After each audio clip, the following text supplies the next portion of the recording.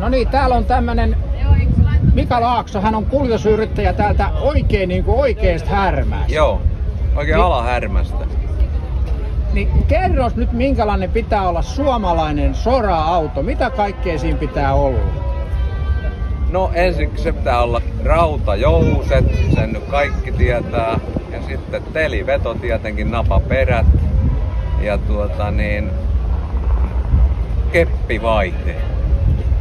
No mites kun sitä keppivaihdetta ei taida nyt enää saada oikein mihinkään muuhun kuin sisuun, niin tarkoittaako tää sitä, että sisu on sun seuraava kuorma-auto? Tää nyt tarkoittaa sitä, että sisu ei ole todellakaan seuraava kuorma-auto, koska mä en oo millään asteella sisumies kyllä. Että kyllä mä nyt luulisin sitten, että sitten on pakko ajella sillä automaatilla, jos ei enää keppiä saa, ei sitä ruveta vaihtamaan sitten sitä keppiä millään asteella. Että niin pakko on sitten mennä siihen automaattiin, mutta eihän siihen nyt ihan, tää on sen verran vielä tuore, ettei heti tarvitse mennä siihen. Kerro tästä autosta, minkä vuoden malli tää on ja mikä malli tää on ja paljon täällä on ajettu?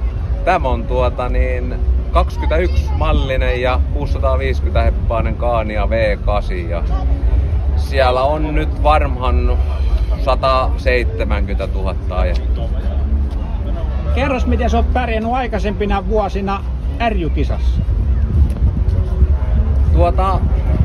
Mad Maxin on vissiin otettu yksi RJ-voitto.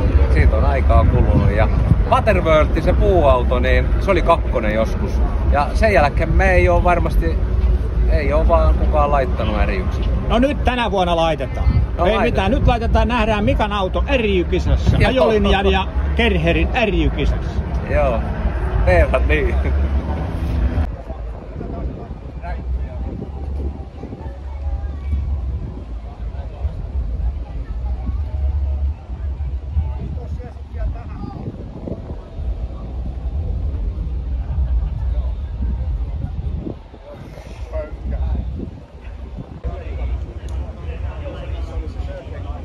Joo, siinä vieressä tallissa ja joskus mulla se on setsetto.